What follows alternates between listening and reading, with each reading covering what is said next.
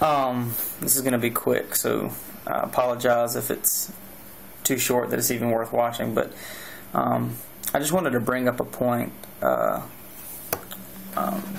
came to mind in watching your film or video with regard to stupid gun laws, where you say that hopefully we get to a point where every state or every locale is a shall issue state or county, or however it's delved out, where, you know, obviously that means unless you have a specific reason not to be given a permit to carry a concealed handgun, you will be.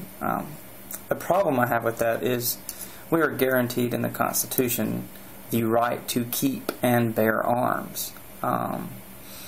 And just like we're guaranteed the right to free speech and freedom of religion, when I go to church, I don't have to have a permit to be a Christian. I don't have to, when I want to speak my mind, I don't need a permit for free speech. And I guess what I'm getting at is it's a right. You know, driving is a privilege. You need a license to show that you have obtained that privilege. But I don't understand, and I don't want to get into a semantical argument here, but what I'm saying is on principle, I have a problem with the idea that we need a permit at all to do something that's guaranteed by right in the Constitution.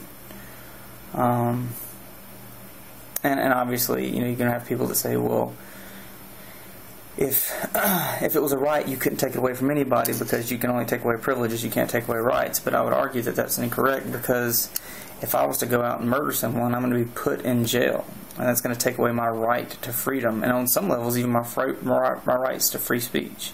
So you can lose, you can forfeit your right. So how would you maintain that logistically if there wasn't a permit situation? I don't know, and I'm just posing the question or bringing up the principle that why do we need a permit for something that's a right, a constitutional right anyway? Who or anybody to tell us that we can't do something that the Constitution has told us? And I'm no political scientist, but it seems like in the federalist system we have, when there is a state or local law that seems to contradict something that's dictated federally, which the Constitution is a federal document, that the Constitution, or not the Constitution, but the federal entity supersedes the state or local entity. And so who is anyone to tell us that we can't keep and bear arms? And to me, bearing arms it's not specific, because it doesn't. It means you should be able. Now, obviously, there's places, airport. I understand there's restrictions, but within, you know, the course of your day, you should have the right, especially on public property, to bear arms, to have a concealed or, for that matter, unconcealed weapon. If that's not the case, there needs to be an amendment in the Constitution that says so. Not some state, not some county saying, oh, we don't like it here. So who cares about what the Constitution says? Who cares what your rights are? We just don't like it. So we'll just tell you can't do it. No one has that right. And if you want that to be the case, San Francisco, the government of San Francisco, since that's the example you used in your video, then try to push it forward through Congress. Make an amendment to the Constitution if that's how you want to do it. Go ahead and send one of your politicians in front of the national media with that argument, and see how quickly he's completely discredited in the public eye. But go ahead, because if that's the way you want to take away a right or augment or change a right, then it's with an amendment to the Constitution. And the problem I have with all this is that it seems to be that we're yielding the right away as it pertains to taking away our freedoms. You know, people, I'll talk to my wife sometimes, and she's about to walk out in traffic, and I'll say, you better stop, that car doesn't look like it's stopping. Well, I've got the right of way. Well, you only have the right of way that's yielded to you.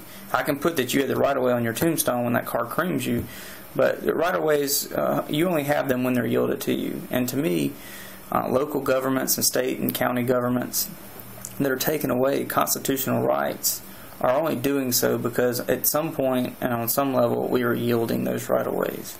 If everybody, obviously you can't get everybody on board with anything, but just for an example, if everybody in the county of Los Angeles or San Francisco strapped a pistol on their hip and just went about their daily lives, well, that law is meaningless. They're going to arrest everybody. Now, obviously, you can't get everybody on board with something like that, but it's just an example of how you can stop yielding that right away, and they wouldn't have it anymore. So, where do we go from here? I don't know, but I just wanted to bring up quickly that you shouldn't need, on principle alone, you shouldn't need a permit for a right any more than you would need the right to bear arms, any more than you would need a permit for free speech or freedom of religion. So that's my piece. I appreciate your videos.